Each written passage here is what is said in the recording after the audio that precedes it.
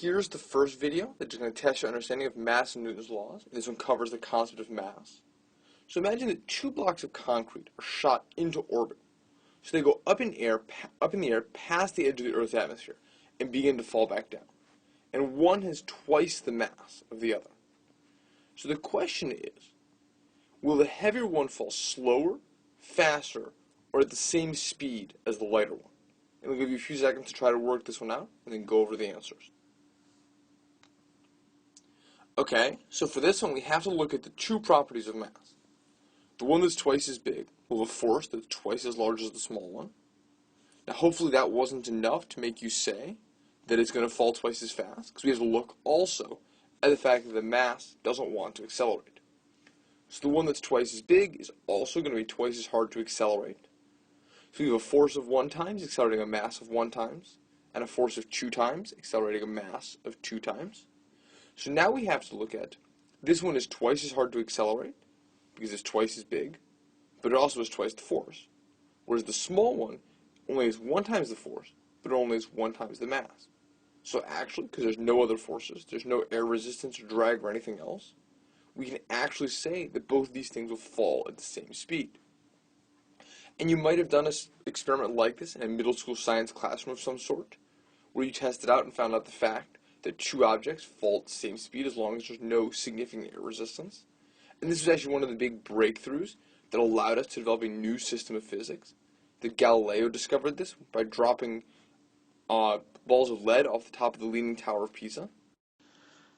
Now that we've looked at these as they're falling down, let's take another but similar example. Let's imagine that these blocks of stone are instead equipped with rocket boosters, so the small one and the big one. And they each have rocket boosters, so they'll fly upward with the same acceleration. They'll speed up the same amount.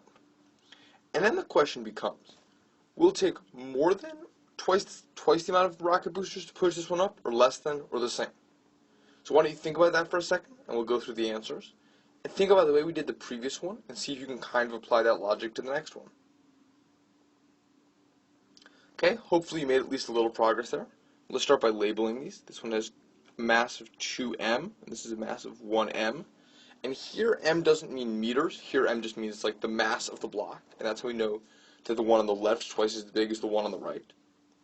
Now let's look at forces, because that's the first way you do anything. This one has a force that's twice as large, so we'll call it 2F. I'm going to call this one 1F. And then, to accelerate this one, it's going to take twice as much force again.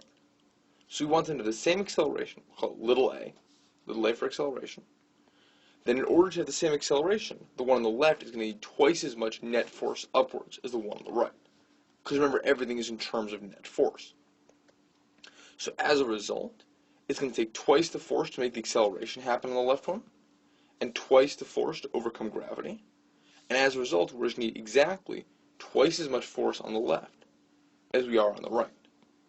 And this means that, for all intents and purposes, going up, falling down, however you want to do it, the mass's effect of gravity and the mass's effect of resisting acceleration is almost exactly identical. And once again, no one knows why this is, but it's really cool, and it really helps simplify our physics problems. So hopefully you understood why it's the same acceleration and the same force. But twice the force for the first and second examples. If not, maybe go back, rewatch the videos, and if you got it, you're ready to move on to the next question.